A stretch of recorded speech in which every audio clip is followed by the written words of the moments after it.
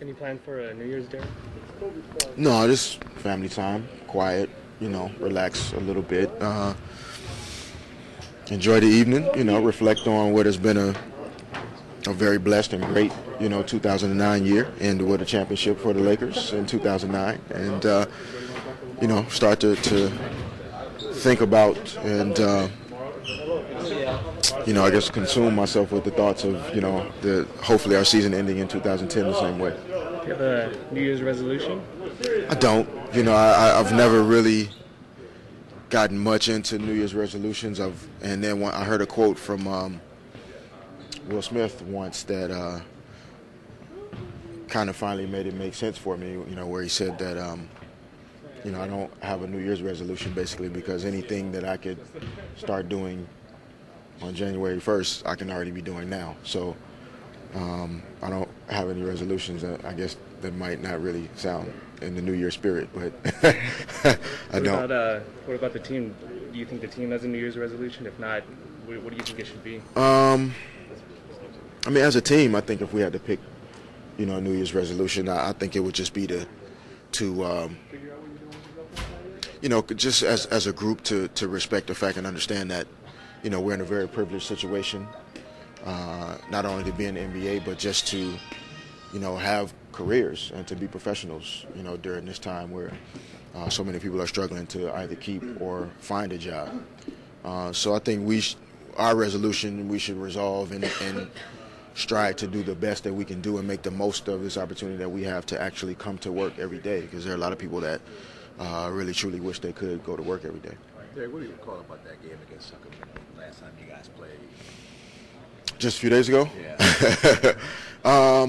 Just that they scored too easily, and we knew that they would score points on their home court. I think they average 109, 110 points a game at home compared to other places on the road that they play. But even for a double overtime game, it's not like they scored an exorbitant amount of points.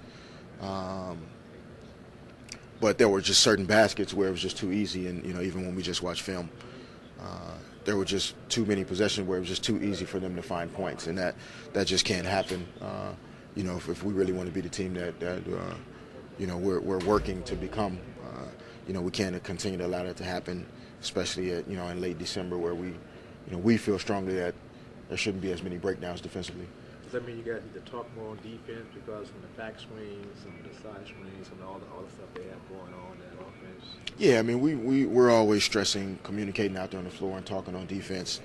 But there are certain teams, because of the style of play as well. Sacramento really keeps their paint open. They keep their big guys up at the elbows or above.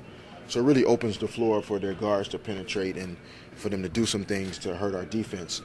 So there are certain teams, because of their style, it puts an even greater stress on the type of defense we like to play. So we can't just be actually good, or we can't even play the defense that we're capable of playing. We have to play better defense.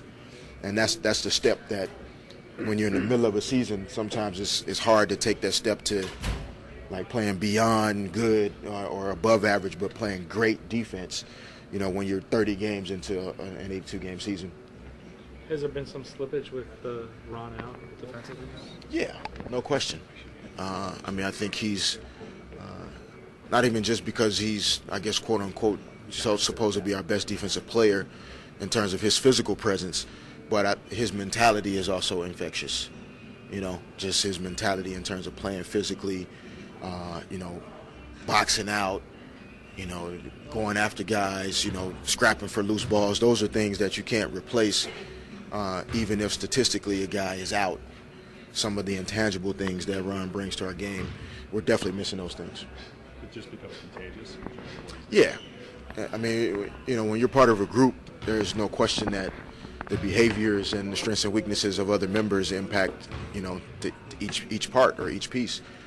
So when you take out Ron's intangibles, in addition to just statistically what he brings us, notwithstanding points, rebounds, assists, deflections, loose balls, steals, those things. Defensively we've missed those things, and we're still capable of getting it done.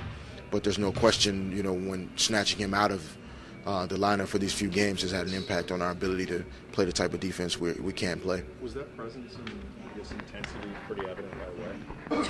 I don't think we understood it.